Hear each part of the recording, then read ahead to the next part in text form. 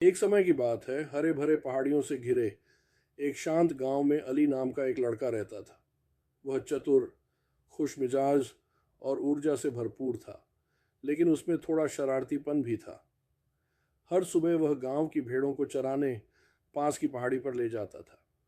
ये जिम्मेदारी गांव वालों ने उसे भरोसे के साथ सौंपी थी। शुरुआत में अली को यह काम अच्छा लगा। आसमान नीला था, हवा हल्की थी और भेड़ें खुशी खुशी घास चर रही थीं। लेकिन कुछ ही दिनों में उसे बोरियत महसूस होने लगी।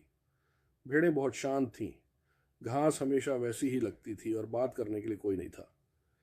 एक दिन दोपहर को अली अचानक खड़ा हुआ, हाथों से मुंह ढककर जोर से चिल्लाया, भेड़िया, भेड़िया, भेड़ियों ने भेड़ों पर हमला कर दिया है।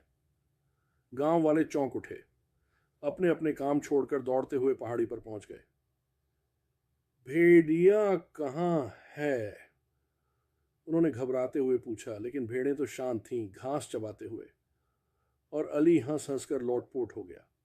आपके चेहरे देखने लायक थे, मैं तो मजाक कर रहा था।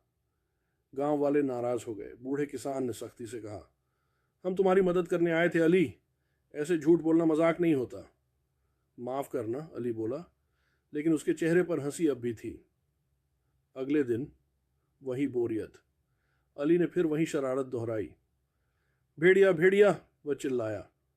गांव वाले फिर दौड़ते हुए आए। फिर वही नजारा, कोई भेड़िया नहीं, सिर्फ अली की हंसी।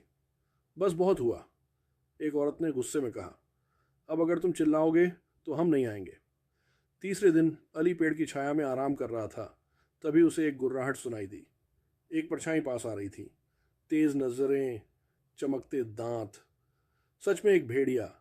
डर के मारे अली उछल पड़ा। भेड़िया, मदद करो, इस बार सच में भेड़िया आया है। लेकिन इस बार कोई नहीं आया। गांव वालों ने उसकी आवाज़ सुनी, पर उन्होंने सोचा वो फिर मजाक कर रहा है, अब सीखने दो उसे। अली चिल्लाता रहा, हाथ हिलाता रहा, लेकिन किसी ने भरोसा नहीं किया। भेड़िया भेड़ों पर झपटा। अली ने पत्थर फेंके, लेकिन कुछ काम नहीं आया।